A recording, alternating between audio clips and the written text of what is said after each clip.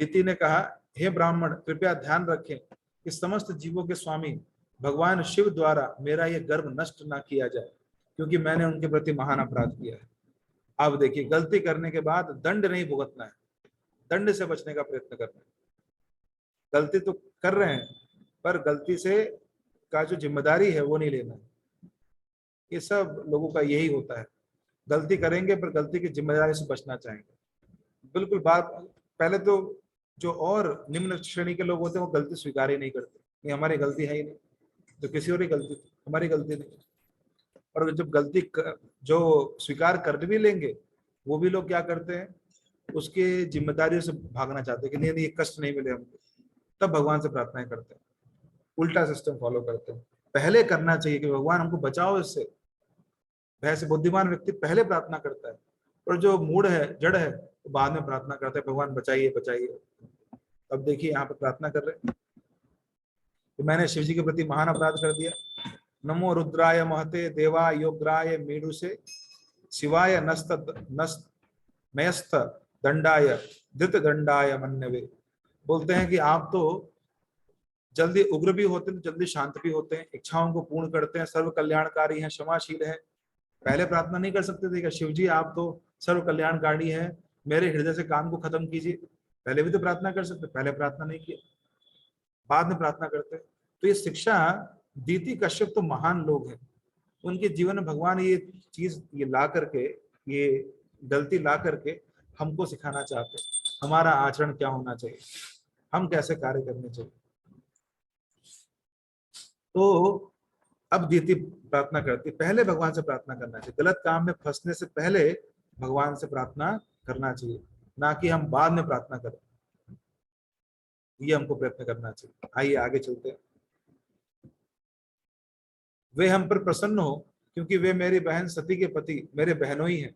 अब देखिए सारे संबंध निकाले जा रहे हैं भगवान के साथ। पहले नहीं बोल सकते थे कि उन्होंने, देखो शिव जी ने काम को परास्त किया था, काम उनके सामने आया, शिव ने काम को जला दिया, तो ये शिव ऐसे ही मेरे हृदय में जो काम भावना है इसको आप जला दीजिए। पहले नहीं बोल सकते थे, कैसे बोल सकते थे। पर जब गलत कार्य होता है तो गलत कार्य कर लेना चाहिए और उसके बाद फिर भगवान से प्रार्थना करना चाहिए, भगवान बचाइए। तो ये पाखंडी स्वभाव है, ये शिष्ट स्वभाव नहीं है, ये पाखंडी स्वभाव। वे समस्त स्त्रियों के आराध्य देव भी हैं, वे समस्त ऐश्वर्यों के व्यक्ति हैं और उन स्त्रियों के प्रति कृपा प्रदर्शित कर सकते हैं जिन्हें असभ्य शिकारी भी क्षमा कर देते हैं। अब सारी बातें बोली जा रही, असभ्य शिकारी भी उनको क्षमा कर देते हैं, अब आप हमको भी क्षमा कर दीजिए। ये सबसे बड़ा हमारा गलती, सबसे बड़ी हम गलती करते हैं कि कार्य करने से पहले नहीं सोचते, कार्य करने के बाद उसके परिणामों से भयभीत होते। अब तो कार्य कर दिया, अब उसका कहीं गलत परिणाम ना मिले, इसीलिए पूरे भारतवर्ष में लोग पूजा करते हैं, गलत कार्य करते हैं उनसे बचने के लिए पूजा करते हैं, उनके परिणामों से बचने के लिए। गलत काम से बचने के लिए कोई भगवान की पूजा नहीं करता, वो भक्त है। ये भक्त और अभक्त में बहुत बड़ा अंतर है, भक्त और कर्मकांडी में बहुत बड़ा अंतर है। भक्त गलत काम से बचने के लिए भगवान की पूजा करता है, और जो सामान्य लोग हैं वो गलत काम कर देते हैं, उनके फल से थोड़ा बच जाए, थोड़ा पुण्य उण्य और कर दे, इसलिए काम करते हैं। भक्त इतना प्रोएक्टिव होता है, इतना जिम्मेदार होता है कि वो इन सब कार्यों से बचना चाहता है पूर्व में ही, और पूर्व में ही भगवान से प्रार्थना करता है, भगवान मेरे हृदय से सारी भौतिक कामनाएं खत्म कर दीजिए, भगवान मेरे हृदय में ईर्ष्या द्वेष काम का भाव ना रहे। ये सब प्रार्थनाएं करता है पहले से ही, इसीलिए वो नाम जब इत्यादि करता है, मेरा हृदय शुद्ध हो भगवान। तो शुद्ध हृदय का व्यक्ति गलत कार्य कैसे करेगा? ये शिक्षा देने के लिए एपिसोड भागवतम में आया है कि हम लोग ये सीखें इस बात को, गलती करने के बाद नहीं, गलती करने से पहले भगवान से प्रार्थना करें। जब गलती करने जा रहे हो तो ही भगवान से बिल्कुल हेल्पलेस होकर के हम प्रार्थना करें, ये हमारा स्वभाव होना चाहिए। ताकि गलती की और उसके बाद प्रार्थना कर रहे, क्षमा कर दी क्षमा कर दी क्षमा कर दी, उसका क्या लाभ है? एक बार हो सकता है, दो बार हो सकता है, पर हर बार यही कर रहे हैं तो हमारा स्वभाव पाखंडी का स्वभाव है। तो तब महर्षि कश्यप ने अपनी पत्नी को संबोधित किया, जो इस भय से कांप रही थी कि उसके पति का अपमान हुआ है। वे समझ गई उन्हें संध्या काल में प्रार्थना करने के नैतिक कर्म से विरत होना पड़ा, फिर भी वे संसार में अपनी संतानों का कल्याण चाहती थी। अब आगे देखिए, विद्वान कश्यप ने कहा, तुम्हारा मन दूषित होने, मूर्त विशेष के अपवित्र होने। अब कश्यप जी भी अब देखिए, अब गंभीर होकर बोलते, पहले नहीं बोले गंभीर होकर के, अब गंभीर होकर बोल रहे हैं कि तुम्हारा मन दूषित होने, मुहूर्त जिस समय हमने कार्य किया वो मुहूर्त गलत था, और मेरे निर्देश की तुम्हारे द्वारा अपेक्षा की जाने तब तुम्हारे द्वारा देवताओं की अवहेलना होने से ये सारी बातें अशुभ थी। तो ये बोलते सारी बातें अशुभ थी। आगे सुनिए, हे अभिमानी स्त्री, तुम्हारे निंदित गर्भ से 2 अभद्र पुत्र उत्पन्न होंगे। अरे अभागन, वे तीनों लोगों के लिए निरंतर शोक का कारण बनेंगे। तब बोल रहे हैं कि देखो ये तो होगा, अब मैं भविष्य देख पा रहा हूं, और ये दोनों भविष्य में जाकर के बहुत बड़े आतंकवादी बनेंगे। वे दीन निर्दोष जीवों का वध करेंगे, स्त्रियों को सताएंगे और महात्माओं को क्रोधित करेंगे। ऐसे संतानें उत्पन्न होंगी। अब देख ही रहे हैं संतानें, अभी जो उदयपुर में केस हुआ वो कैसी संतान है? राक्षस है। संतान संतान नहीं है, वो राक्षस है। क्योंकि वैदिक नियमों का पालन करके कार्य नहीं होता है। लोग जानवर की तरह कार्य कर रहे हैं, तो लोग राक्षसी स्वभाव के बन रहे हैं। हर जगह विदेशों में भी कोई बंदूक लेके घुस जाता है कहीं भी और लोगों को मार करके आ जाता है। जो लोग नहीं मार पाते वो मन में कामना करते हैं, मर जाए कामना करते हैं, उसको लूटने का प्रयास करते हैं, उसको नीचे गिराने का प्रयास करते हैं। कौन है? राक्षस लोग हैं। अरे उत्पन्न कहाँ से होते हैं? हमारी गलत चेतना के कारण। हमको शिक्षा नहीं मिलती है इसके ये जो संस्कार की, और हम संस्कार नहीं पालन करते, तो ऐसे राक्षस लोग मनुष्य के रूप में उत्पन्न होते हैं, जो इस पूरे संसार के जीवन को नारकीय बना देते हैं। तो इसके लिए प्रचार की बहुत आवश्यकता है, नॉलेज की बहुत आवश्यकता है। राक्षस तब खत्म होंगे जब अच्छे क्षत्रिय, अच्छे ब्राह्मण, अच्छे वैश्य, ये सब जब उत्पन्न होंगे तो ही ये राक्षस खत्म होंगे। वो क्षत्रिय जो अपने ऊपर चोट लगे उसको उसका प्रतिकार करे, और समाज के ऊपर चोट लगे उसको कोई मतलब नहीं, तो क्षत्रिय नहीं है। समाज में कोई अगर अव्यवस्था फैलाए और वो कुछ ना कर पाए तो क्षत्रिय नहीं है। फिर बाकी जो सरकार इत्यादि है वो तो सब अपने सहूलियत के अनुसार कार्य करते हैं। और समाज में जो महत्वपूर्ण व्यक्ति हैं उनका कर्तव्य है कि ऐसे कुछ घटनाएं घटित हों तो उनका प्रतिकार किया जाए। जो असुर है, राक्षस, उनके मन में भय व्याप्त कराया जाए। ब्राह्मणों का कार्य है प्रचार करना, घूम घूम करके हमारे वेदों संस्कृतियों का, जिससे ऐसे राक्षस उत्पन्न ना हो, लोगों के अंदर धर्म के प्रति सद्भाव बढ़े, और लोग अच्छे लोगों को उत्पन्न करने के लिए, समाज को सहयोग देने के लिए अच्छे संतानों को उत्पन्न करें। उन्हीं अच्छे संतानों में अच्छे क्षत्रिय उत्पन्न होंगे। उन्हीं लोग, अभी कुछ समय पहले खबर आई थी कि ठेले पर किसी ने एक सामान ले लिया और उसको जाके उस व्यक्ति ने मार दिया। एक ठेले पर किसी व्यक्ति ने एक सामान इधर उधर हो गया था, दूसरे व्यक्ति ने उसको मार दिया। तो इतनी छोटी छोटी गलतियों पर लोग अपना क्षत्रिय जो वो कर्तव्य वो दिखाते हैं। हम बिल्कुल अपना ये बर्दाश्त नहीं करेंगे। पर जब ऐसे बड़े बड़े कार्य होते हैं तो सारे क्षत्रिय छुप जाते हैं, उनका शत्रुत्व गायब हो जाता है, उनके अंदर की क्षमताएं पूरी खत्म हो जाती है। तो जब सही संस्कार विधि से कार्य होगा तो ऐसे क्षत्रिय उत्पन्न होंगे जो क्षत्रिय सही में समाज को लीड करना जानते हैं। वो इस सामाजिक जो व्यवस्थाएं हैं उन्हीं के माध्यम से, सामाजिक व्यवस्थाओं के माध्यम से ही ऐसे लोगों के अंदर भय व्याप्त करना उनको आएगा। पर तब जब ऐसी संतानें समाज में आएंगी, इसलिए माता पिता का कर्तव्य सिर्फ ये नहीं कि बस इंद्र तृप्ति के लिए कार्य करना और कभी कभी संतान उत्पन्न कर देना। नहीं, संतान उत्पन्न करना बहुत बड़ी जिम्मेदारी है। उसकी वजह से पूरा ब्रह्मांड भुगतेगा अभी आगे, आप देखिएगा। इस गलती के कारण जितने बड़े व्यक्ति हैं उतनी बड़ी गलती का प्रभाव पड़ता है खुद के ऊपर और समाज के ऊपर। अभी इन दोनों ने गलती किया, इसका परिणाम पूरे ब्रह्मांड को भुगतना पड़ेगा, पूरा ब्रह्मांड भुगतेगा इसका परिणाम। देखिए आप आगे क्या होता है। तो वह निर्जीव, वह दीन निर्दोष जीवों का वध करेगा, स्त्रियों को सताएगा, महात्माओं को क्रोधित करेगा, यही उसका काम होगा, उसका व्यवसाय यही होगा। जो भी कार्य करेगा इसी के लिए करेगा, स्त्रियों को एक्सप्लॉइट करना, शोषण करना उनका, महात्माओं को क्रोधित करेगा और दीन निर्दोष जीवों का वध करेगा, यही वो कार्य करेगा।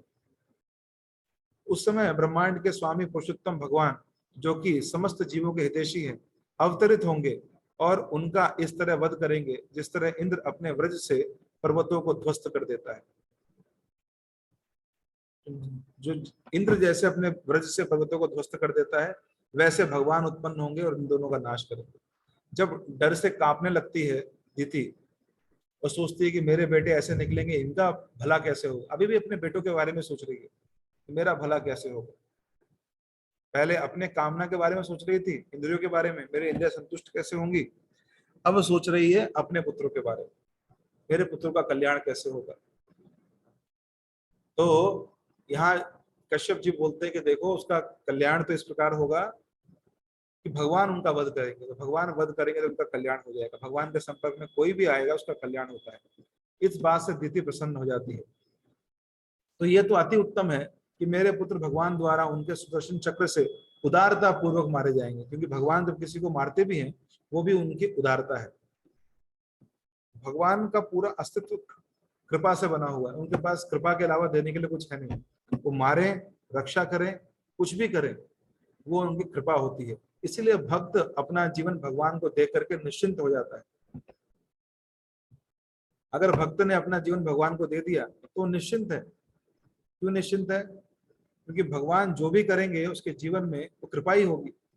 चाहे उसको नुकसान कराएं, लाभ कराएं, उसका अपमान कराएं, मान कराएं, जो कुछ भगवान करेंगे वो उसके जीवन में उसके कल्याण हेतु होगा। इसीलिए भक्त बनने में सबसे बड़ा फायदा है कि भगवान का अस्तित्व कृपा से बना हुआ है। वो जो करते हैं इसीलिए करते हैं कि लोग जो है, लोगों का कल्याण हो, इसीलिए वो कार्य करते हैं। आइए अब आगे चर्चा करते हैं।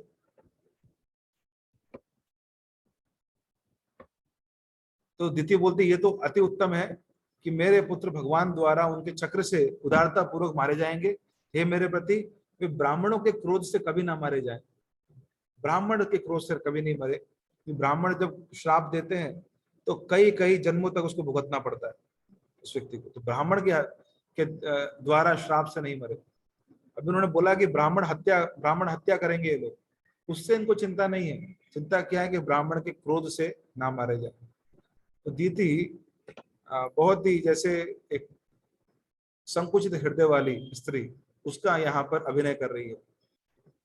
बहुत संकुचित हृदय वाली, वो सिर्फ अपने अपने परिवार, अपने बारे में ही सोचना, पहले अपने इंद्रियों के बारे में और फिर बालक उत्पन्न हो गए तो बालकों के बारे में, ना कि संसार के बारे में। अब आगे बोलती हैं, जो व्यक्ति ब्राह्मण द्वारा तिरस्कृत किया जाता है या जो अन्य जीवों के लिए सदैव भयप्रद बना रहता है, उसका पक्ष तो पहले से नरक में रहने वाले लोग भी नहीं लेते। यानी वो इतना ज्यादा वो पाप अपने ऊपर इकट्ठा कर लेता है कि जो नरक में रहने वाले लोग हैं वो भी बोलते हैं इसका पक्ष लिया तो हमको भी शायद इसका पाप लग जाएगा। जो पहले से इतने पापी हैं वो भी डरते हैं उसके पाप से। यानी सबसे बड़े पापों में ये आता है, किसी ब्राह्मण के द्वारा तिरस्कृत हो जाना और जीवों में भय क्रिएट करना। तो ना ही उन योनियों में रहने वालों द्वारा लिया जाता है जिसमें वह जन्म लेता है। अब कश्यप उवाच, कश्यप जी आगे बोलते हैं, विद्वान कश्यप ने कहा, तुम्हारे शोक, पश्चाताप और समुचित वार्तालाप के कारण तथा पूर्ण पुरुषोत्तम भगवान में तुम्हारी अविचल श्रद्धा एवं शिवजी तथा मेरे प्रति तुम्हारी प्रशंसा के कारण भी तुम्हारे पुत्र हिरण्याक्ष का एक पुत्र भगवान द्वारा अनुमोदित भक्त होगा और उसकी ख्याति भगवान के समान प्रचारित होगी। पर अब जब दीति थी तो जेन्युइनली पश्चाताप करने लगी और उसने शिव जी से बहुत सारी प्रार्थनाएं की, इनसे भी प्रार्थनाएं की, अपने पति से भी, उनको भी बोला, अपनी गलती स्वीकार की। गलती स्वीकार करके इन सब चीजों को स्वीकार किया तब कश्यप जी प्रसन्न भी हुए। कश्यप जी ने बोला, तो देखिए हमारे सनातन संस्कृति में दोनों चीजें हैं, अगर हम गलत काम करते हैं उसका दंड है, पर अगर उसके बाद हम उसको रेक्टिफाई करने के लिए सही चीजों का आश्रय लेते हैं उसका भी हमको लाभ मिलेगा। सही चीजों का आश्रय लेने का, पहले तो गलत काम करने से पहले सोचना चाहिए, नहीं करना चाहिए। बाद में क्षमा मांगने से कई गुना श्रेष्ठ है, क्योंकि अब ये कितना भी कर ले, हिरण्याक्ष हिरण्यकशिपु के द्वारा जो पूरा ब्रह्मांड परेशान होगा उससे रोक नहीं सकती है। पर इनको सांत्वना देने के लिए बोला जा रहा है कि उसका एक पुत्र प्रहलाद होगा जो पूरे विश्व में भक्ति की स्थापना करेगा। क्योंकि तुमने बहुत पछतावा किया, तो गलती करने के बाद अगर गलती हो भी जाए तो जेन्युइन पछतावा, जेन्युइन भगवान से क्षमा, जेन्युइन क्षमा, यानी आगे से काम कभी नहीं होगा, दोबारा ये काम हमसे कभी नहीं होगा। अगर इस संकल्प के साथ कोई क्षमा मांगे भगवान से, भगवान का गुणगान करे, जिन वैष्णव के प्रति अपराध हुआ उनसे क्षमा मांगे, उनसे गुणगान करे, तो वो भी जो अशुभ हो गया वो तो हो गया, पर उसके जीवन में शुभता का भी आशीर्वाद मिलेगा। और हो सकता है कि उस अशुभ के लिए भगवान क्षमा कर दे अगर वो क्षमा योग्य है तो। पर यहाँ दिति ने जो कर्म किया, क्योंकि वो बहुत ऊंचे खानदान से है, ब्रह्मा जी के खानदान से कश्यप दिति, वो अगर ऐसा आचरण करेंगे तो ये तो बहुत गलत उनको प्रभाव जाएगा बाकी लोगों के ऊपर। उनकी जिम्मेदारी बड़ी थी, इसलिए उनका दंड भी बड़ा हो गया। और क्या दंड मिला कि 2 राक्षस पैदा होंगे जो पूरे विश्व को परेशान कर देंगे। पर क्योंकि इनके मन में पछताव भी था, इनके मन में ये भाव भी था कि भगवान मुझसे गलती हुई, अपनी गलती स्वीकार भी कर रहे थे, इसलिए भगवान ने आशीर्वाद भी दिया कि तुम्हारे पुत्र होंगे प्रहलाद की तरह पैदा होंगे। तो बहुत सुंदर शिक्षाएं मिलती कि एक तो कई शिक्षाएं वैवाहिक जीवन के गृहस्थ आश्रम के लिए जो शिक्षाएं थी वो मैंने पूर्व में दी। अब एक साधक के रूप में पहले गलती करने से पहले भगवान से प्रार्थना करना चाहिए, ये शिक्षा है। हम गुरु के आदेश को पालन नहीं कर पा रहे, उस समय ही भगवान से प्रार्थना, भगवान शक्ति बल दीजिए हम गुरु के आदेशों को पालन कर सके। ना कि जब हम गलत कार्य कर दें उससे बचने के लिए भगवान और गुरु से प्रार्थना करें कि आप बचाइए मुझे, आप, मैं आपका शिष्य हूँ, मैंने ये किया, मैंने वो किया, मैंने ऐसा किया, मैंने वैसा किया, सब काम गिनाने लग जाए हम, हमने ये किया, हमने वो किया, हमने आपके लिए देखे क्या क्या नहीं कर दिया। इससे बचना चाहिए, ये भाव श्रेष्ठ भाव नहीं है। श्रेष्ठ भाव है गलती करने से पूर्व प्रार्थना की जाए, पर अगर फिर भी गलती कर देगा तो कम से कम गलती को स्वीकार किया जाए। दीदी ने कम से कम गलती को स्वीकार किया, विनम्र होकर प्रार्थनाएं की, जस्टिफाई करने नहीं बैठ गई वहां पर, गलती को स्वीकार कर रही है, रो रही है, पश्चाताप कर रही है, प्रार्थनाएं कर रही है लगातार, और संकल्प ले रही है कि आगे से मैं ऐसी गलती नहीं करूंगी। ये महत्वपूर्ण है। कृपा जी बोलते हैं अगर हम गलती करते हैं और गलती के बाद दोबारा वही गलती करते हैं तो फिर वो जो बीच में जो हमने क्षमा मांगी 2 गलतियों के बीच में, उस क्षमा का कोई प्रभाव नहीं होगा।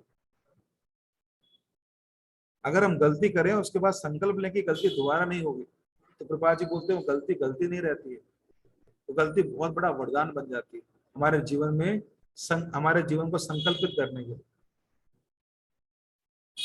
मैनेजमेंट, नॉर्मल मैनेजमेंट की भाषा में भी ये है, a mistake is a mistake until you learn something out of it। एक गलती तब तक ही गलती जब तक आप उससे कुछ सीखते नहीं हो। अगर उससे कुछ सीखते हो आप तो गलती नहीं है, वो तो आपको एक कदम बढ़ाने के लिए आई। तो इस कलयुग में हम में से कोई परफेक्ट नहीं है, हम सब गलती कर सकते हैं। दीदी के जैसे हम, दीदी तो बहुत श्रेष्ठ है, वो तो ऐसा अभिनय कर रही है क्योंकि ये घटनाएं होनी है हमको शिक्षा देने के लिए, दीदी कश्यप। तो हम सब इसी रूप में, हम सब लगातार गलतियां करते हैं, बद्ध जीव हैं, लगातार गलतियां करते हैं और गलतियों से ही बने हुए हैं। तो क्या हम इसी प्रकार रहे, गलती पे गलती करते रहे, इसको अब एक विक्टिम कार्ड के रूप में देखेंगे हम तो गलती, टू एयर इज ह्यूमन, मनुष्य जो है गलतियों का पुतला है, लोग बोल देते हैं। आजकल सॉरी शब्द लोग बहुत आसानी से इस्तेमाल कर लेते हैं, गलती की सॉरी बोल दिया। अभी एक व्यक्ति कल परसों जा रहे थे और सूटकेस लेके जा रहे थे ट्रेन में, और कुछ दिनों पहले ही, और एक सामने एक वृद्ध व्यक्ति था, उसने नॉर्मल स्लीपर पहना हुआ था, तो सूटकेस बहुत भारी था उनका, उसके पहिए बहुत नुकीले पहिए थे, मतलब पहिए सही शेप में नहीं थे, वो उसने उठा करके उस वृद्ध व्यक्ति के पैर पे रख दिया। और वो रखा तो रखा, वो वैद्य जो वृद्ध व्यक्ति था दर्द से कराया। ट्रेन के अंदर की मैं बात कर रहा हूँ। और ये व्यक्ति ने क्या किया, उसको दोबारा उठाया, सॉरी बोला, चला गया। बताइए, संवेदनशीलता हमारी यहाँ तक हो चुकी है। हम इतने कम संवेदनशील हो चुके हैं। वहां बैठ करके कुछ समय उनसे बात करके उनको सांत्वना देना, कुछ तो करते कम से कम। एक शब्द बस बोला, देखा उनकी ओर, एक शब्द बोला सॉरी, ऐसे हाथ कर तो निकल गए। और वो वृद्ध व्यक्ति 15-20 मिनट तक दर्द से कराते रहे वही बैठ कर। तो खैर, तो मैं ये सॉरी शब्द के ऊपर बात कर रहा था कि लोग क्षमा सॉरी बोल करके बस इस प्रकार निकल जाते हैं। तो साधक को ये दीति कश्यप के जीवन से शिक्षा लेना चाहिए। शास्त्र में महान महान लोग कभी कभी गलत कार्य करते हुए दिखाए जाते हैं। तो क्यों भगवान उनको प्रेरणा देके गलत कार्य करवाते हैं, जिससे वो हमारे लिए शिक्षा बन जाए। और हम इन सब एपिसोड को पढ़ करके आगे हमेशा इन गलत कामों से बचने का प्रयत्न करें। दीति कश्यप के एपिसोड से बहुत कुछ सीखने को मिलता है, एक शिष्य को भी, एक ग्रस्त भक्त को भी, स्त्री को भी, पुरुष को भी, एक साधक को भी। गलती करे तो उसको पहले स्वीकार करे, स्वीकार करने का पछतावा करे। पछतावा ये कि आगे से गलती कभी नहीं होगी, वो गलती आगे से, और भगवान से कई सारी प्रार्थनाएं करे उस समय। तो तब जाकर के दीति को ये वरदान मिला कि ठीक है, तुम्हारे 2 पुत्र तो ऐसे होंगे, पर तुम्हारा जो पुत्र होगा प्रहलाद, और उसके आगे का जो वंश चलेगा, वो जो उसके आगे जो और लोग आएंगे, वो सब लोग भगवान के बहुत बड़े भक्त होंगे। ये आशीर्वाद भी कश्यप जी ने दीति को दिया, क्योंकि उन्होंने पश्चाताप किया था।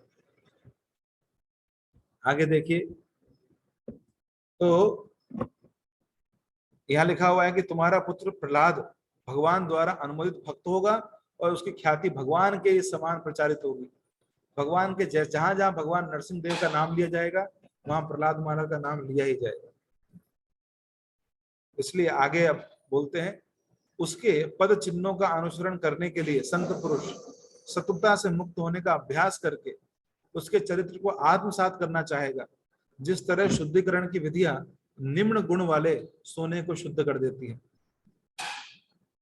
तो उन्हीं के ही पद चिन्हों का अनुगमन करके संत करने के लिए संत पुरुष शत्रुता से मुक्त होने का अभ्यास करके, तो प्रहलाद महाराज को लोग फॉलो करना चाहेंगे, उनके लाइफ को लोग आदर्श मान लेंगे। भक्ति में भी पूछा गया कि भक्त कैसा होना चाहिए। एक बार शास्त्रों में पूछा गया, भक्त कैसा होना चाहिए, क्या बेंचमार्क होना चाहिए भक्ति का। भगवान ने बोला, हाईएस्ट बेंचमार्क प्रहलाद महाराज है। इनको देख करके सबको इनके जैसा बनने का प्रयत्न करना चाहिए। इसलिए हम बोलते हैं भक्त शिरोमणि प्रहलाद महाराज।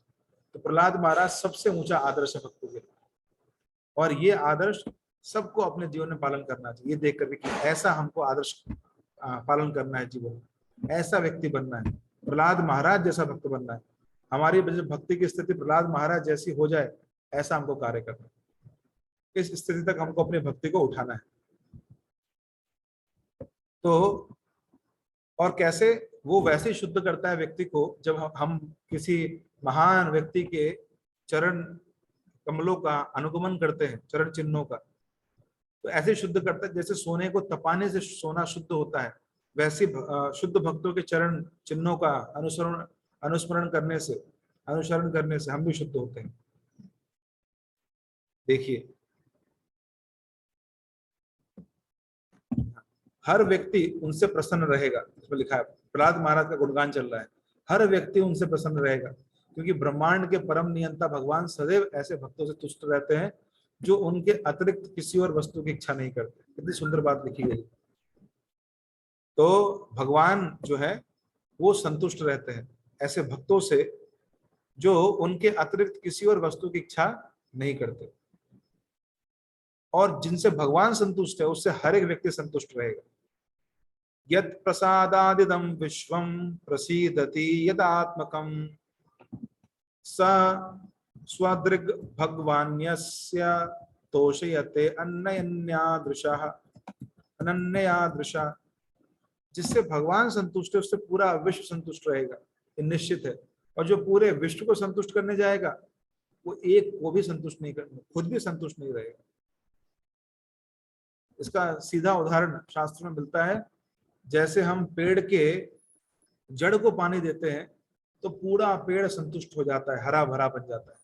पर जब हम पेड़ के पत्तों को पानी देने जाते हैं तो क्या होता है, वो जो व्यक्ति पानी दे रहा है वो भी फ्रस्ट्रेट होता है और पेड़ तो गाली देता ही देता है, क्या कर रहा है पता नहीं यार व्यक्ति आकर के, मेरे पत्तों में घुसा हुआ है तब से, उसको बोलो नीचे पानी दो, ऐसे में मुझे पानी नहीं मिलेगा।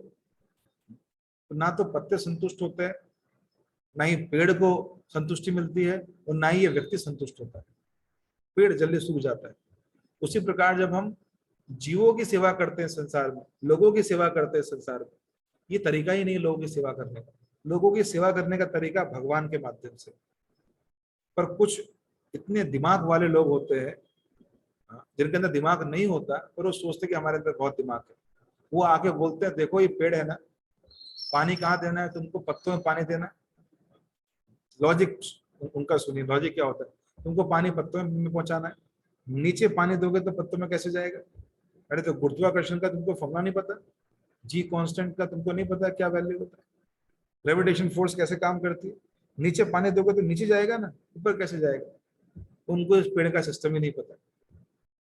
नीचे पानी दोगे तो इस पेड़ में ऐसी प्रक्रिया है अंदर कि वो पानी को ऊपर लेके जाएगा और पत्तों तक पहुंचाएगा, वही पानी ठीक से पहुंचेगा, पत्तों को पूरा पोषण देगा। पर वो चढ़ जाएगा ऊपर, और ऊपर खुद पागल बनेगा और पूरे लोगों को पागल बना देगा, तुम भी आओ पत्तों में पानी दो, और साल साल परेशान रहेगा और पेड़ भी उसको गाली देगा, क्या कर रहा है पता नहीं आकर। वैसे ही लोग यहाँ पर आ गए, समाज सेवा करो, लोगों की सेवा करो, लोगों को संतुष्ट करो। अरे भाई तुम भगवान को जल चढ़ाओगे क्या होगा उससे, भगवान की आरती करोगे क्या होगा उससे। उनको पता ही नहीं कि भगवान इस पूरे विश्व की जड़ है। कृष्ण भगवत गीता में बोलते हैं कि पूरा विश्व मुझसे सृजित होता है। अधश्च ऊर्ध्व प्रस्तस्य शाखा गुणा प्रवृद्धा विषय प्रवाला, कृष्ण भगवत गीता में बोलते हैं ये संसार उल्टा पेड़ है, इसकी जड़ें ऊपर की ओर है। ऊपर की ओर यानी कृष्ण बोलते हैं मेरे धाम की ओर इसकी जड़ें हैं, मेरी ओर इसकी जड़ें हैं। अगर कोई मुझे संतुष्ट करता है तो ये पूरा विश्व, पूरा पेड़ संतुष्ट हो जाएगा, पूरा विश्व संतुष्ट होगा। पर हम उल्टा काम करते हैं, लोग हमको आगे भ्रमित कर देते हैं, हम उल्टा काम करते हैं, हम लोगों को संतुष्ट करने लग जाते हैं। लोगों को असंतुष्ट तो छोड़ दीजिए, भगवान से प्रार्थना कीजिए, भगवान को संतुष्टि का प्रयत्न कीजिए, पूरा विश्व आपसे संतुष्ट हो जाएगा। तुकाराम जी ने भगवान का सेवा किया, कुछ लोग उनसे असंतुष्ट थे उस समय, पर जब तुकाराम जी ने भगवान की सेवाएं किया, भगवान को सिद्ध किया, पूरा गांव संतुष्ट हो गया। आज देखिए लाखों करोड़ों लोग सिर्फ उस एक व्यक्ति के लिए भगवान की सेवा पूजा करते हैं, तुकाराम जी की वजह से। संत तुकाराम, लाखों करोड़ों की संख्या में लोग उनकी सेवा पूजा करते हैं। मैं आपको अंत में दिखाऊंगा एक, अगर वो वीडियो मेरे पास आया होगा तो। उनके यात्रा में लाखों लाखों लोग जाते हैं, लाखों लोग आज भी भगवान कृष्ण की सेवा कर रहे हैं, संत तुकाराम जी को वो उनको आदर्श मानते हो। तो भगवान की सेवा से हम संतुष्ट होते हैं, जीव संतुष्ट होते हैं। अगर आपको किसी को संतुष्ट करना हो उसके लिए भगवान से प्रार्थना कीजिए, जितना कर्तव्य उतना कर दीजिए, तो उसको ज्यादा अनुनय बनने का प्रयत्न मत कीजिए, भगवान से प्रार्थना कीजिए, भगवान की सेवा को और बढ़ा दीजिए, वो व्यक्ति अपने आप संतुष्ट हो जाएगा आपसे। जितना आपका कर्तव्य उतना तो अवश्य कीजिए, उसके बाद भगवान से संतुष्ट। श्रील प्रभुपाद जी, छोटा सा कद, वृद्ध व्यक्ति, इंग्लिश भी, जो इंग्लिश का एक्सेंट था वो प्रॉपर नहीं था, बंगाली एक्सेंट था उनका, थिक बंगाली एक्सेंट, बिल्कुल बिल्कुल बंगाल की तरह जैसे लोग बोलते हैं ना वैसा बोलते थे। वो व्यक्ति अमेरिका गए जहाँ हिप्पी लोग थे, और वो हिप्पी लोग का नारा क्या था, किसी भी 20 साल से ऊपर, किसी भी 30 साल से ऊपर वाले व्यक्ति के ऊपर विश्वास मत करना। वो सब उम्र बढ़ते उनका दिमाग खराब हो जाता है, उनमें वो युवा जोश नहीं रहता। उनका नारा था डोंट बिलीव और don't mix with anyone who is above 30। प्रभात 70 साल की आयु में वहां पे गए, वो सब फैन हो गए प्रभात जी के, प्रभात जी के पीछे पीछे हो गए सब लोग। अमेरिकन प्रेसिडेंट को बोलना पड़ा कि स्वामी जी के अंदर क्या है ऐसा कि इन सब लोगों ने नशा वशा सब कुछ छोड़ दिया, ये हिप्पी लोग थे। उन्होंने बोला हमको सीखना चाहिए हरे कृष्ण आंदोलन से और उनके स्वामी जी से, वो कैसे कार्य करते हैं।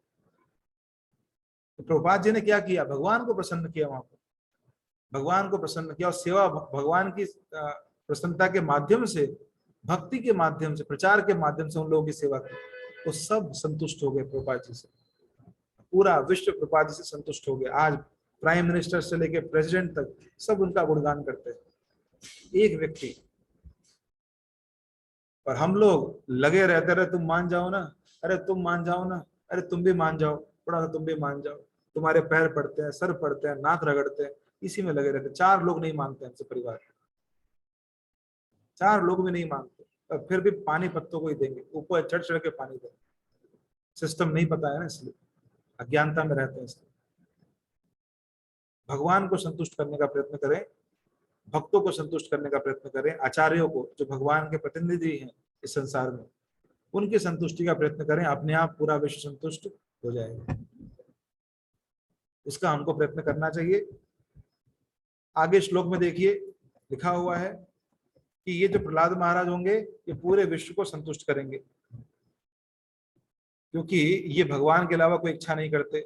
सवे महाभागवतो महात्मा महानुभावो महतां महिष्टः प्रबद्ध भक्त्या हि अनुभाविताशये निवेश्य वैकुंठमिमं विहास्यति। सुंदर श्लोक बोलते हैं, सवे महाभागवतो महात्मा महानुभावो महतां महिष्टः प्रबद्ध भक्त्या हि अनुभाविताश्रये निवेश्य वैकुंठमिमं विहास्यति। भगवान का सर्वोच्च भक्त विशाल बुद्धि तथा विशाल प्रभाव वाला होगा और महात्माओं में सबसे महान होगा। परिपक्व भक्ति योग के कारण वह निश्चय ही दिव्य भाव में स्थित होगा और इस संसार को छोड़ने पर वैकुंठ में प्रवेश करेगा। बता रहे हैं कि तुम्हारा जो पोता होगा वो कैसा होगा, भगवान का सर्वोच्च विशाल बुद्धि वाला भक्त होगा, विशाल प्रभाव उसका होगा और महात्माओं में सबसे महान होगा, और उसका भक्ति योग बहुत मैच्योर होगा। परिपक्व भक्ति योग के कारण निश्चय ही दिव्य भाव में रहेगा और इस संसार को छोड़ने पर तुरंत वैकुंठ के अंदर प्रवेश करेगा। ऐसा वर्णन चल रहा है प्रहलाद महाराज का। अलम पटः शील धरो गुणा करो हृष्टः परध्या व्यथितो दुखितेषु अभूत शत्रु जगतः शोक हरता नेदाधिकम तापमिमोडुराजः। और गुणों का वर्णन कर रहे हैं। अब तो मैत्री जी रुक ही नहीं रहे। देखिए हिरण्याक्ष हिरण्यकश्यप का वर्णन जब आया 2 ही श्लोकों में करके छोड़ दिया। अब प्रहलाद महाराज का वर्णन जैसी आया अपने आप को रोक नहीं पा रहे और वर्णन करते जा रहे हैं। क्या बोलते हैं, अलम पटः शील धरो गुणा करो, वे समस्त सद्गुणों का अति सुयोग आगार होगा, यानी सारे सद्गुण जहां आके मिलेंगे ऐसा व्यक्तित्व होगा। वे प्रसन्न रहेगा और अन्यों के सुखों में सुखी, अन्यों के दुखों में दुखी। बहुत बड़ा गुण है, इसके लिए बड़ा हृदय चाहिए। दूसरों के दुख में दुखी होना फिर भी चल जाता है, और दूसरों के सुख में सुखी होने के लिए बहुत हृदय चाहिए, ईर्ष्या विहीन हृदय चाहिए, उसका एक भी शत्रु नहीं होगा। देखिए, तो भगवान को संतुष्ट कर देगा, उसका एक भी शत्रु नहीं होगा। वह सारे ब्रह्मांड के शोक का उसी तरह नाश करने वाला होगा जिस तरह ग्रीष्मकालीन सूर्य के बाद सुहाना चंद्रमा।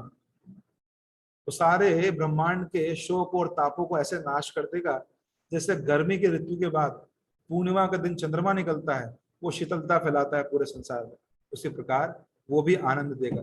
जैसे गर्मी के मौसम में जो गांव में लोग रहते हैं वो छत पे जाके सोते हैं बिल्कुल खुली हवा के अंदर, और जैसे जैसे चंद्रमा निकलता रहता है वो उनको शीतलता प्रदान करता है और ठंडी का अनुभव करके वो लोग शांत हो जाते हैं। उसी प्रकार इस संसार के तापों से मुक्त कर देगा। प्रहलाद महाराज का संग, उनके गुण, उनके कार्य इस संसार को हर प्रकार के तापों से, कष्टों से, शोकों से मुक्त कर देंगे। तो अब इस तात्पर्य को पढ़ के हम विराम देंगे। भगवान के आदर्श भक्त प्रहलाद महाराज में समस्त संभव मानवीय गुण विद्यमान थे, इस पर लिखा हुआ है। यद्यपि वे इस जगत में के सम्राट थे, किंतु वे लंपट या व्यभिचारी ना थे। वे बाल्यकाल में ही समस्त सद्गुणों के आगार थे। उन गुणों को गिनाए बिना सारांश रूप में यहाँ बताया गया है, क्योंकि प्रहलाद महाराज का पूरा वर्णन 7वें स्कंद में होगा। बताया गया है कि वे समस्त सद्गुणों से युक्त थे। यही शुद्ध भक्त का लक्षण है। शुद्ध भक्त का सबसे महत्वपूर्ण गुण यह है कि वह लंपट नहीं होता। दूसरा गुण यह है कि वह कष्ट भोग रही मानवता के दुखों को दूर करने के लिए सदैव उत्सुक रहता है। अगर भक्त बनना है तो ये 2 गुण उत्पन्न करने चाहिए। शुद्ध भक्त का पहला गुण धोखा नहीं देता, लंपट नहीं होता, धोखेबाज नहीं होता, स्पष्ट रूप से बातचीत करता है और सरलता से व्यवहार करता है।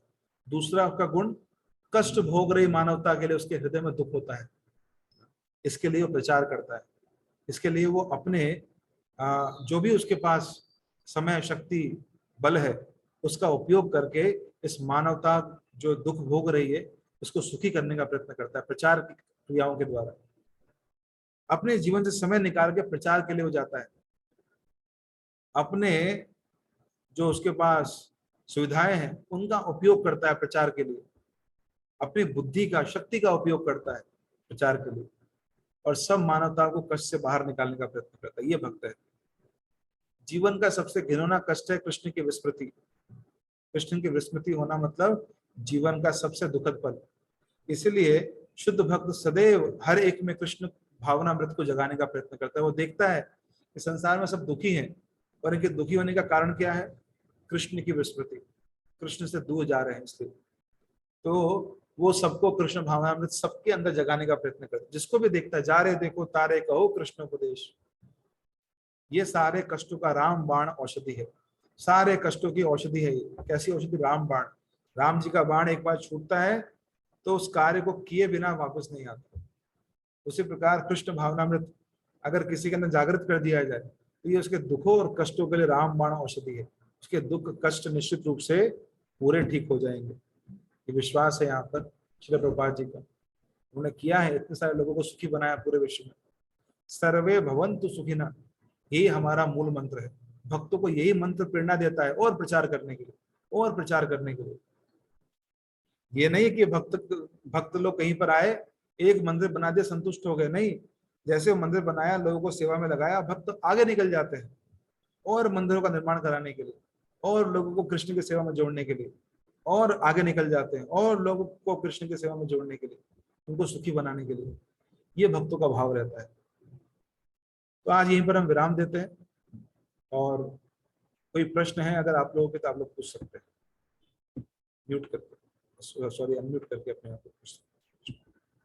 हरे कृष्ण प्रभु जी, धन्यवाद, प्रणाम। मैं पूछ हरे सकती कृष्ण। हूँ? मैं नीमच हाँ, से बोलती हूँ प्रभु जी, एमपी से। प्रभु जी, बिल्कुल पूछ मेरा सकते एक प्रश्न है कि जैसे अपन टीचिंग करने जाते हैं तो सबसे पहले मतलब कौन सी बुक से देनी चाहिए, मतलब भक्त बनाने के लिए? हैं। आप भक्त बनाने के जब पहली बार किसी को पुस्तक देते हैं जी तो भगवत दर्शन आप दे सकते हैं उनको। भगवत दर्शन काफी इंटरेस्टिंग है, मैगजीन जो आती है, या जी, फिर कृष्ण की ओर जो पुस्तक है, भगवत दर्शन, पहली बार कृष्ण पढ़ने की। के लिए। हाँ, वरना जी कोई भी प्रभुपाद जी की पुस्तक देंगे वो सक्षम है उनको प्रचार करने के जी लिए, जी कोई भी देंगे। जी। थैंक यू प्रभु जी। और प्रभु कोई जी, एक प्रश्न? हाँ माता जी बोलिए। रिलेटेड नहीं है, मैंने क्या, मेरे अंकल के लड़के के अभी 23 जून को बेटा हुआ, तो प्रभु जी वो कहते हैं ना सूतक सूतक, हाँ, तो भगवान को तो मैं भोग तो लगा रही हूँ, कहते हैं ना भगवान का तो मतलब अपने घर का सदस्य समझना चाहिए। वैष्णव के लिए कोई सूतक नहीं होता है। जी जी। जो वैष्णव लोग हैं, जो भगवान की सेवा नियमित रूप से कर रहे हैं, उनके लिए कोई सूतक नहीं है। तो उनको अगर स्नान भी। जी अगर हम घर परिवार के मध्य रहते हैं, जी वहां पर हम सूतक पालन कर सकते हैं, क्योंकि हमारे घर परिवार के लोगों को बुरा लगेगा जी ये जी देखो पालन। अगर हम घर परिवार से दूर हैं, जी तो वहां पर हुआ है, तो हमको सूतक पालन नहीं करना चाहिए। वैष्णवों के लिए मैं बात कर रहा हूँ, बाकी लोग करें जरूर, जी पर जो वैष्णव है, जो लोग 16 माला जब 4 नियम करते हैं, जी प्रचार कार्य में लगे हुए हैं, जी। जो लोग भगवान की सेवा करते हैं घर पर नियमित रूप से, उनके लिए कोई सूतक नहीं है। तो मतलब प्रभु जी लड्डू गोपाल को स्नान भी हाँ, करा सब कुछ सकते सब हैं? कुछ, जब सूतक नहीं है तो सब कुछ कर सकते हैं, तो दोबारा क्यों पूछते वो मदर है 86 ईयर्स ओल्ड, तो वो बोलती कि नहीं नहीं स्नान मत कराओ, अभी हैं? भगवान जो को भी है, छूते नहीं पर जब तक सूरज पूजन नहीं हुए। हमारा तो उत्तर ये है कि आप कर सकते हैं। कर सकते हैं। ठीक प्रभु, हरे कृष्णा, धन्यवाद प्रणाम प्रभु जी, थैंक यू वेरी मच। कोई और प्रश्न की निकल? जी हरे कृष्णा प्रभु जी, दंडवत प्रणाम। हाँ मतलब प्रभु जी, मेरा प्रश्न है कि दीति के 2 पुत्र हुए थे जो दैत्य स्वभाव के थे और दीति को पश्चाताप भी हुआ, तो फिर से उन्होंने वो गलती क्यों करी? और एक स्टोरी सुनी थी जिसमें दीति इंद्र से कहती है, मतलब दीति एक ऐसा वरदान चाहती तपस्या से कि इंद्र उनके पुत्रों को ना मारे। वो कथा आगे आएगी, जब आगे आएगी तो हम सुनेंगे। शायद चौथे स्कंद के लास्ट में कथा आएगी, 4th कैंटो के लास्ट में दीति और उनके पुत्रों की कथा है, उसको भी हम सुनेंगे दोबारा। तो स्त्री का स्वभाव ऐसा होता है। तो कश्यप जी ने उस बार बहुत स्मार्टली डील किया दीति के साथ। इस बार कश्यप जी को धोखा हो गया था कश्यप जी के साथ, तो नेक्स्ट टाइम कश्यप जी बहुत स्मार्टली दीति के साथ डील करते हैं और इस प्रकार कार्य करते हैं कि दीति भी उस कार्य के बाद प्योरीफाई हो जाती है, दीति भी उस कार्य के बाद शुद्ध बन जाती है। तो वो चर्चा है, क्योंकि आगे वो कथा आएगी तो इसलिए उस कथा को आगे चर्चा करेंगे। कोई और प्रश्न के लिए, कोई और जिज्ञासा किसी? ठीक, हरे कृष्णा प्रभु जी, कोटि कोटि दंडवत प्रणाम। बोलिए।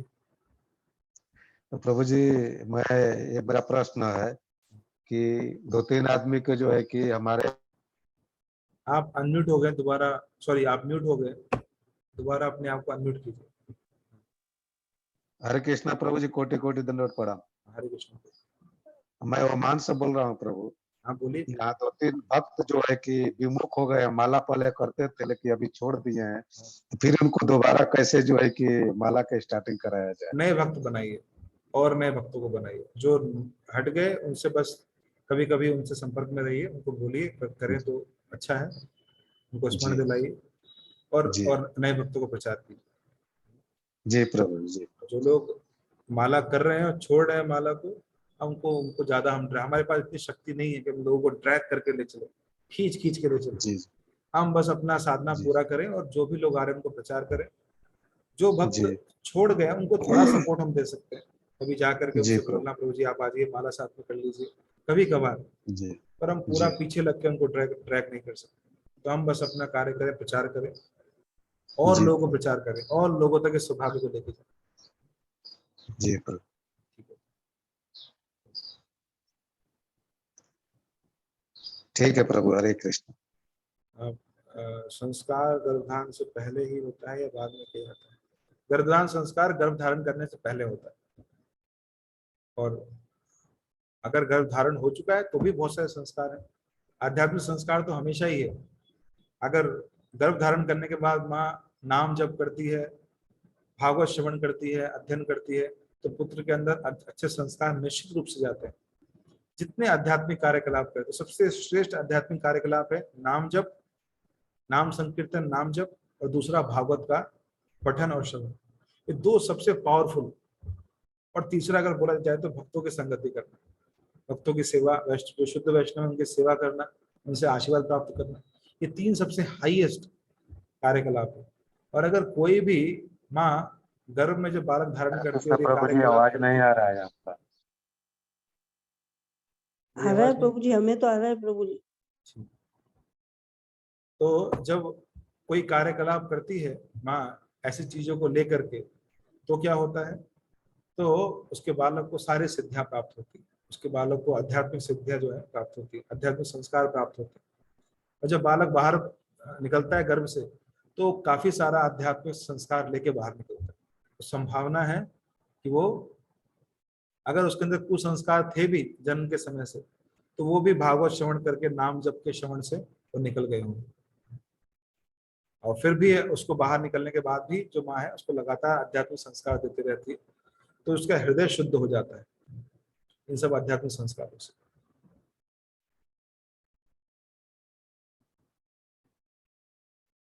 देखिए, इस कलयुग में सबसे श्रेष्ठ संस्कार है नाम जप, कीर्तन। भक्तों को घर पे बुलाइए, कीर्तन कराइए। आप जहां भी रहते हैं, जहां भी लोकल डिवोटीज हैं वहां आसपास, हर महीने, हर सप्ताह हो सके तो बहुत श्रेष्ठ, नहीं तो हर महीने उनको बुलाइए घर पर एक बार और बोलिए कीर्तन करें। इससे बढ़िया और कोई भक्तों का घर पे आना बहुत बड़ा सौभाग्य है हमको, क्योंकि हम लोग जानते नहीं ना, हम लोग ऐसे लोग हैं कि जिनके पास हीरा है और वो हीरे का कीमत नहीं जानते नहीं हीरा क्या है। तो हीरे को एक ग्लास का टुकड़ा लेकर के वो पेपर के ऊपर रखा हुआ है, पेपर उड़ नहीं जाए। एक धोबी ने उस पत्थर को रख दिया कपड़े के ऊपर, जिससे कपड़े जो है उड़ नहीं जाए, उसको लगा है पत्थर है। फिर देखा है तो इतना हल्का है कि कुछ काम नहीं कर रहा है, तो उसने किसी को दे दिया, जो सब्जी बेचने वाला। सब्जी बेचने वाले ने पकड़ा, उसने देखा अरे ये तो बढ़िया है, बाट के लिए काम में आ जाएगा। मेरे पास छोटे वजन में बाट नहीं है, तो इतने बड़े हीरे को बाट के लिए इस्तेमाल कर रहा था। जब वहां पर जोहरी आया तो उस देख करके आश्चर्यचकित हो गया। तो उसी प्रकार हमारा जो सौभाग्य हमको पता ही नहीं है कि भक्तों द्वारा घर में कीर्तन करने से क्या सौभाग्य उदय होता है, भक्तों के आगमन से, कथा श्रवण से क्या सौभाग्य उदय होता है घर में, हमको पता ही नहीं। इसलिए हम इसको लाइटली लेते हैं। अगर हमको पता लगे कोई व्यक्ति हमारे घर पर आए और कथा कीर्तन हो और उससे क्या हो जाए, अरबों रुपए हमको प्राप्त हो जाएंगे, करोड़ रुपए, 1 करोड़ रुपए हमको मिल जाएंगे, उसको हम हर दिन बुलाएंगे। पर ये 1 करोड़ संपत्ति कुछ भी नहीं है जो हमको प्राप्त होता है भक्तों के द्वारा संकीर्तन करने से घर पर, या फिर संकीर्तन के आंदोलन में भाग लेने से। अगर कोई नहीं जा सकता, घर पे नहीं बुला सकते, कम से कम मंदिर जाकर संकीर्तन करें, उससे बढ़िया और कोई संस्कार इस कलयुग में नहीं है। हरि नाम एव हरि नाम एव हरि नाम एव केवल।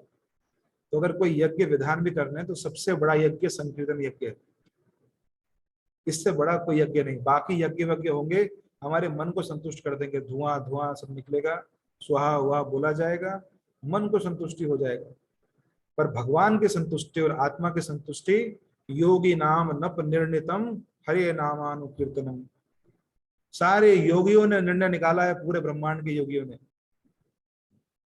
योगी नाम नृप निर्णितम हरे नामानु, उसकी सबसे श्रेष्ठ मार्ग, सबसे ऊंचा मार्ग संसार में क्या है, भगवान का संकीर्तन। तो जहां जहां सुविधाएं हैं उन भक्तों को इन सुविधाओं का लाभ जरूर लेना चाहिए।